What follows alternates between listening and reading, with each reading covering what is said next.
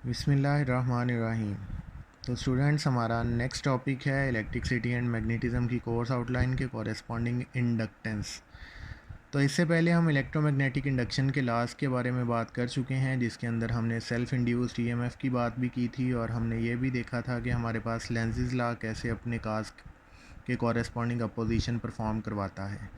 तो next point में अगर हम देखें इंडक्टेंस के बारे में, तो बेटा हम इंडक्टेंस को डिफ़ाइन कर सकते हैं the property of an electric conductor और circuit that causes an electromotive force to be generated by a change in the current flowing.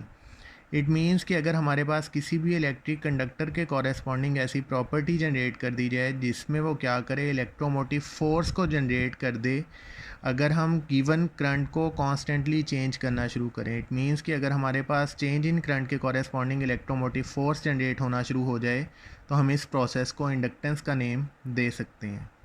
हम इंडक्टेंस के टॉपिक को बेटा इंडक्टर के रेलिवेंट स्टडी किया करते हैं। तो सबसे पहली बात तो ये याद रखें कि हमारे पास इंडक्टेंस का जो यूनिट है वो हेनरी हुआ करता है और इंडक्टेंस सेल्फ इंडक्टेंस को हम एल के लेटर से डिनोट किया करते हैं और म्यूचुअल इंडक्टेंस को हम एम से डिनोट किया करते हैं। लेकिन याद रखें कि सेल्फ इंडक्शन और म्यूचुअल इंडक्शन दोनों के लिए हमारे पास जो एसआई यूनिट है वो हेनरी ही कंसीडर किया जाता है।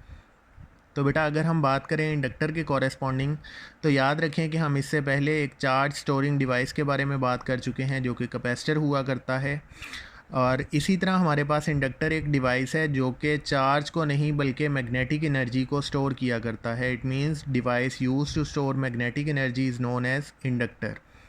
और इसके बाद बात आती है कि हम किसी भी इंडक्टर को कैसे बना सकते हैं। तो याद रखें बेटा कि अगर हम एक मटेरियल जिसको अगर हम नेम देना चाहें तो वो नेम कोर हुआ करता है। हम कोर के ऊपर किसी भी एक सिल्वर या कॉपर की वायर को वाउंड करना स्टार्ट कर दें तो वो हमारे पास एक इंडक्टर डेवलप होता है। जैसे हम कैपेसिटर को डेवलप करने के लिए दो पैरेलल प्लेट्स कंसीडर किया करते हैं, इसी तरह हम इंडक्टर को डेवलप करने के लिए कोर मटेरियल के ऊपर वायर को वाउंड किया करते हैं। और आपको पता है कि हमारे पास वाउंडेड वायर की जो कॉमन एग्जांपल है इंडक्टर की, that is known as solenoid. और याद रखें बेटा कि हमारे पास इंडक्टर एक ऐसा मटेरियल है जो हमें यूनिफॉर्म मैग्नेटिक फील्ड प्रोवाइड करता है। हम इंडक्टर को इस सिंबल से डिनोट किया करते हैं, मींस कि हमारे पास इसके नीचे एक और मटेरियल होगा जिसके ऊपर हम वायर को वाउंड किया करते हैं। तो वाउंडेड वायर वाला मटेरियल हमारे पास एक इंडक्टर कहलाता है जिसका ये सिंबल हुआ करता है।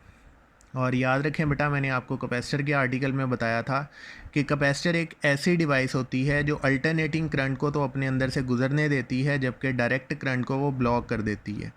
सेम अगर हम इंडक्टर के केस में बात करें तो ये हमारे पास ऑपोजिट है कैपेसिटर के। कैपेसिटर एक ऐसी डिवाइस है जो डायरेक्ट करंट को तो परमिट करता है, अपने अंदर से गुजरने देता है, जबकि ये अल्टरनेटिंग करंट की अपोजिशन परफॉर्म करता है। अगर आप लोग इंडक्टर की कॉमन एग्जांपल देखना चाहो तो बेटा आप लोगों ने घरों में लगी हुई या ऑफिस में लगी हुई ट्यूब लाइट्स देखी होंगी। उन ट्यूब लाइट्स के रॉड के नीचे हमें एक छोटी सी पट्टी नज़र आती है, मींस के एक छोटा सा बॉक्स लगा हुआ नज़र आता है जिसे हम चोक का नेम गिवन किया करते हैं। वो चोक हमारे पास बेसिकली एक इंडक्टर है। तो अगर हम बेटा इसके प्रोसेस को समझना चाहें तो हम सिंपली क्या करते हैं, एक इंडक्टर को कंसीडर करते हैं।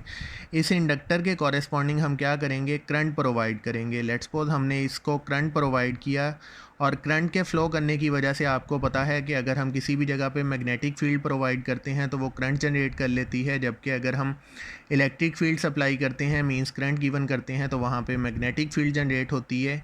तो यहाँ पे हमने इसको करंट गिवन किया है, जबकि इस करंट के फ़्लो की वजह से यहाँ पे एक मैग्नेटिक फील्ड का सेटअप बनेगा, मींस के मैग्नेटिक फील्ड जनरेट हो जाएगी। इसी जनरेटेड मैग्नेटिक फील्ड की वजह से जब हम करंट को कॉन्स्टेंटली चेंज करते जाएंगे तो हमारे पास मैग्नेटिक फील्ड क्या करेगी, एक मैग्नेटिक फ्लक्स जनरेट करेगी जिसे हम फाई बी के साथ डिनोट कर रहे हैं। और आपको पता है फाई बी इक्वल हुआ करता है बी डॉट ए के। अब यहाँ पे हमारे पास बेटा ये जो चेंज इन फ्लक्स जनरेट होगा corresponding to change in current, यही चेंज इन फ्लक्स क्या करेगा, एक ईएमएफ इंड्यूस कर देगा इस कॉइल के अंदर। और इस ईएमएफ को हम डिनोट कर रहे हैं यहाँ पे लेटर ई एल के साथ। इट मीन्स कि हमारे पास जो जनरेटेड ईएमएफ है that is directly proportional to rate of change of current. और अगर हम देखें कि हमारे पास करंट की क्वांटिटी कॉन्स्टेंटली चेंज हो रही है तो डेफिनेटली जो ईएमएफ इंड्यूस्ड है वो भी बढ़ रहा होगा।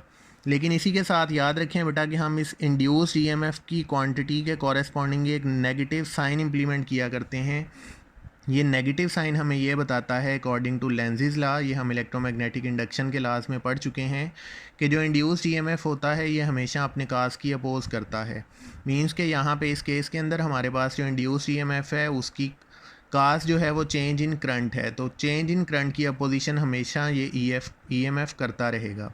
जबकि यहाँ पे हमने इस प्रोपोर्शनैलिटी को हटा के जब कांस्टेंट इम्प्लीमेंट करेंगे तो हम यहाँ पे प्रोपोर्शनैलिटी कांस्टेंट एल इम्प्लीमेंट किया करते हैं। और याद रखें बेटा कि यही प्रोपोर्शनैलिटी कांस्टेंट एल यही क्या कहलाता है, इंडक्टेंस ऑफ इंडक्टर। मींस के यही एल जो है ये हमारे पास बेसिकली क्या है, इस इंडक्टर की इंडक्टेंस है। और मैंने आपको अभी ऑलरेडी बता चुका हूँ कि negative sign means self induced EMF must oppose the cause. और याद रखें बेटा कि यही self induced EMF corresponding to this inductor is also known as back EMF. Thank you.